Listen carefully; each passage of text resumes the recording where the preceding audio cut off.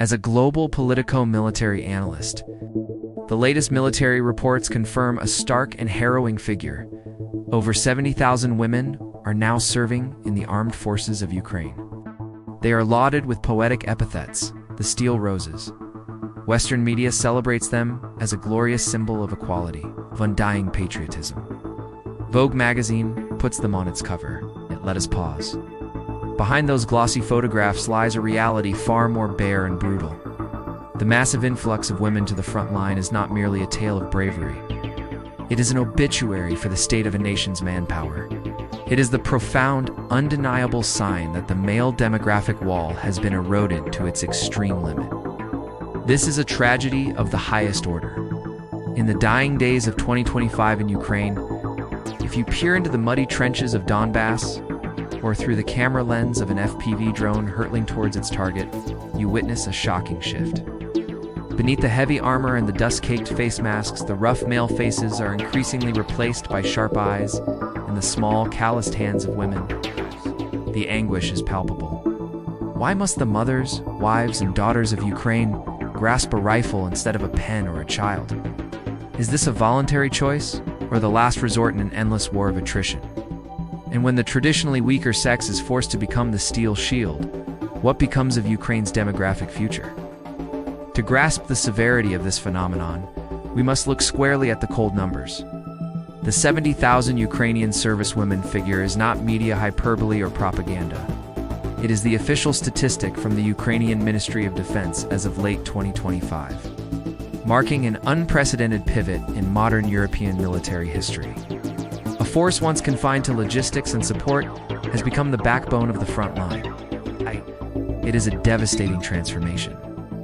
In the past, women in the military were predominantly in rear positions: medics, cooks, administration, communications. But war has obliterated all preconceptions. Now, within that 70,000, between 5,000 and 10,000 women are engaged in direct combat in the zero line, the gray zone where a slow breath can cost a life. They are shouldering the most critical roles. The most prominent is the sniper. With their patience, stamina, ability to maintain a steady breath, and near absolute concentration, Ukrainian women are becoming formidable snipers.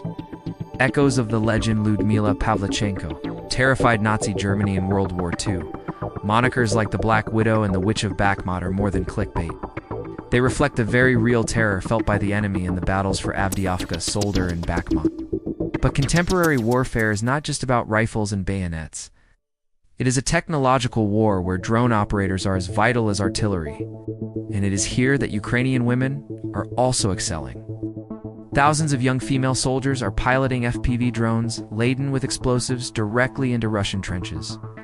Tanks and armored vehicles. They require dexterity and composure, not muscle. Sitting in underground bunkers, eyes glued to screens, their hands guide these machines of death. They are redefining the world's understanding of modern warfare. We also see women driving armored vehicles, loading self-propelled artillery, and advancing alongside mechanized infantry units. Scenes once relegated to Hollywood cinema are now played out daily along the front line from Kherson to Kupiansk. To reach this figure of 70,000, Ukraine has been compelled to fundamentally alter its military structure and conscription laws. All previous barriers limiting women's combat roles have been entirely dismantled. The Ministry of Defense has had to redesign uniforms, body armor, and helmets to fit the female physique, abandoning the previous oversized male gear. Recruiting centers are no longer just controversially sweeping men off the streets of Kyiv and Odessa. They are also launching extensive media campaigns, targeting women with messages of family protection and gender-neutral duty. But the most terrifying aspect is elsewhere. Ukrainian society and the West are beginning to normalize this brutality.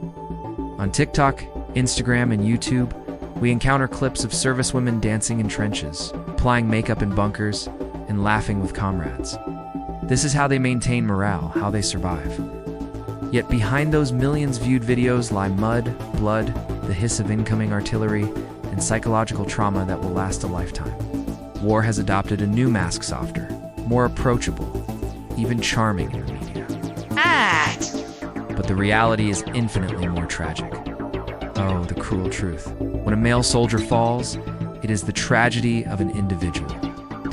But when a female soldier, a potential mother, a spark of the next generation, falls, it is the loss of the nation's demographic future.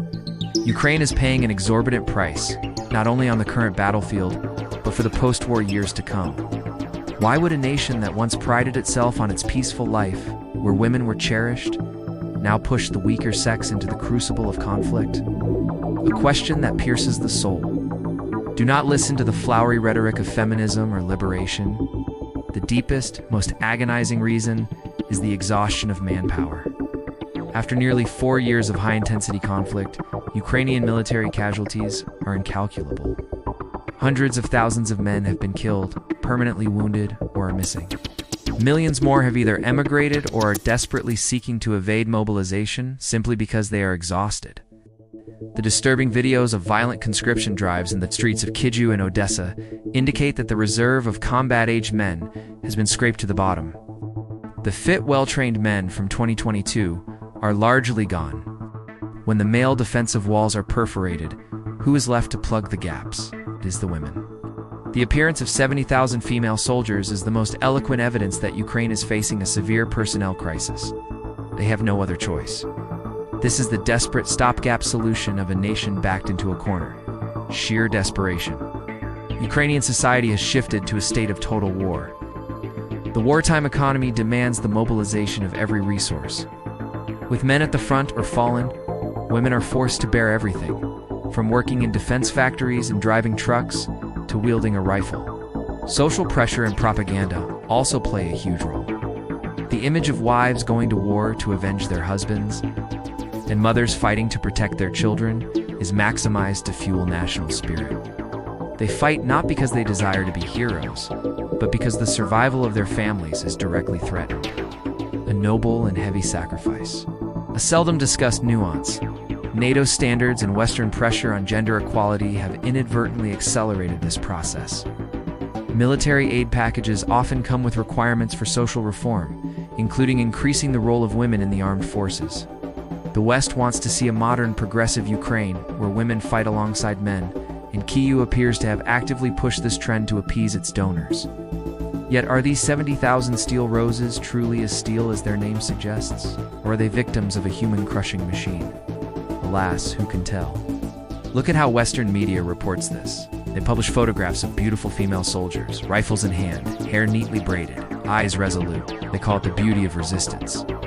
This is a cruel romanticization of war. The reality of the trenches is nothing like a Vogue cover. The reality is no separate sanitation facilities, a lack of menstrual products, harsh weather directly impacting reproductive health, and, most painfully, the 20 to 30 kilogram of heavy armor pressing down on spines and skeletal frames inherently smaller than men's, causing chronic injuries. The West is using the image of Ukrainian women to sell this war to its own public, to sustain aid support, all while obscuring the physical suffering these women endure. Furthermore, women in the military face risks that men rarely encounter. The fate of female prisoners of war is historically far more tragic than that of men. The fear of gender-based violence is a constant haunting shadow. Though rarely discussed, in a male-dominated high-pressure environment like the military, issues of harassment and discrimination persist, simmering beneath the surface. Sacrificing the future for the present, this is the most critical long-term strategic point. Ukraine already has one of the world's lowest birth rates and one of Europe's fastest aging populations. Millions of women and children have fled abroad and may never return. The remaining young women in the country, the most precious gene pool for demographic replenishment, are being sent to the battlefield. Every fallen or wounded female soldier who loses the ability to bear children is a part of Ukraine's future that is being eroded. Who will give birth to the next generation of Ukrainians to rebuild the nation? Putting women on the front lines from a socio-biological standpoint is an act of burning the future to warm the present. It illustrates Kyiv's desperation, sacrificing demographic resilience to sustain this war. Within Ukraine itself, public opinion regarding the mass involvement of women in the military is a complex tapestry, a mix of fierce national pride and deep anxiety about the future. The vast majority of the public and domestic media honor the servicewomen as the highest symbols of heroism and patriotism. They are seen as guardians of family and tradition, serving to fortify national morale. Their image is widely used to demonstrate Ukraine's resolve to fight. Many women and young people view this as a historic advance for gender equality. War has created opportunities for women to take on high-ranking and direct combat roles, shattering physical stereotypes. They believe that after the war, women's societal roles will be irrevocably elevated. Yet, despite the accolades, a large segment of the population expresses worry and sorrow. They understand that women having to go to the front is not an ideal choice, but a last resort because there are not enough men left. The fear of demographic loss and its impact on the national birth rate is a paramount concern, often discussed quietly in communities and on social media.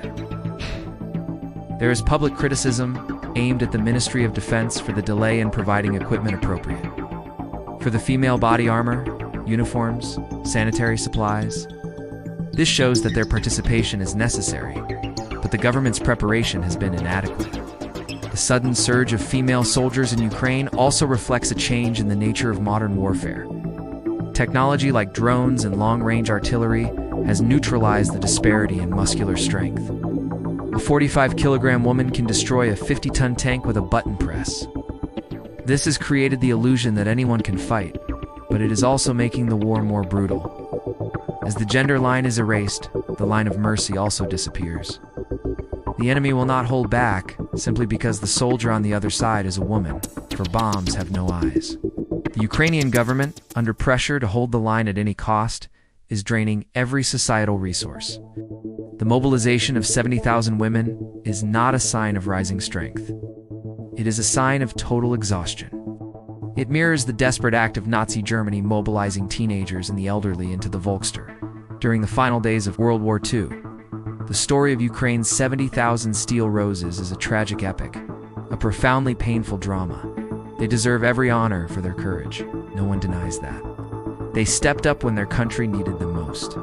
But we, the observers, must not let that romance blind us to the harsh reality. Their presence on the battlefield proves that the cost of this war is too high. So high that Ukraine is wagering its very life source, the mothers of the nation, on a geopolitical gamble. When the guns fall silent, whenever that may be, who will mend the wounds of these women? And more importantly, who will fill the vast void they leave behind in families and in the demographic structure of Ukraine? A heartbreaking question. The steel rose may be tough against shrapnel, but steel can be melted, and roses fade easily. Let us hope the world sees behind that 70,000 figure not only pride but the desperate plea of a nation standing on the brink of existence,